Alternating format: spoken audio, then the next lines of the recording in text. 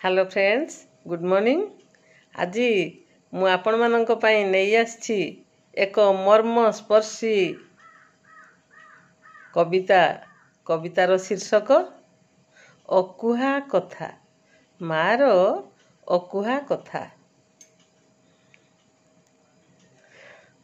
गाले हाथ देई बसी थिला मा एकाकी निभृत स्थाने कहिब घारी हेउथिला जाहा रहिथिला मने।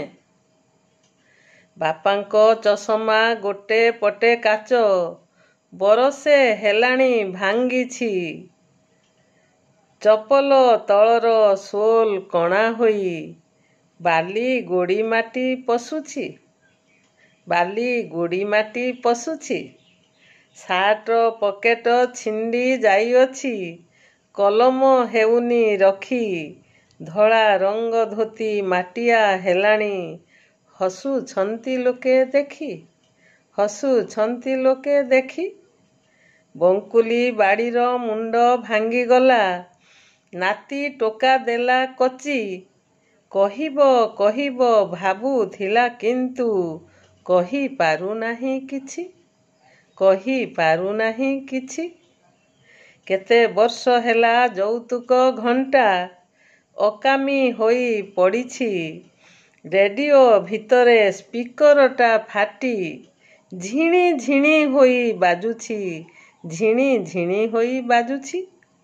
अजा देइथिले साइकेल गोटे चेन तार कटी जाइछि। बेलटा मारिले शब्द बाहारुनी स्टांड हल हेउछि। बयस हेलाणी काश भी हेउछि। रातिटा विषाक्त लागुछि।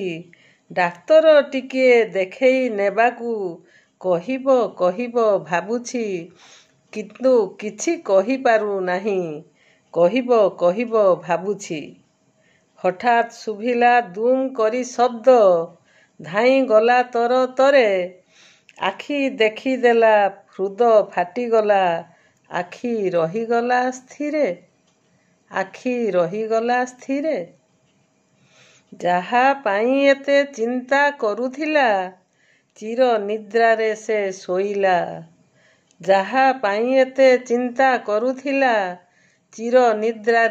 शोइला।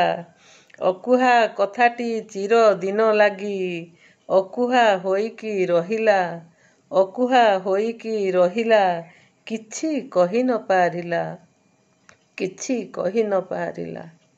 धन्यवाद।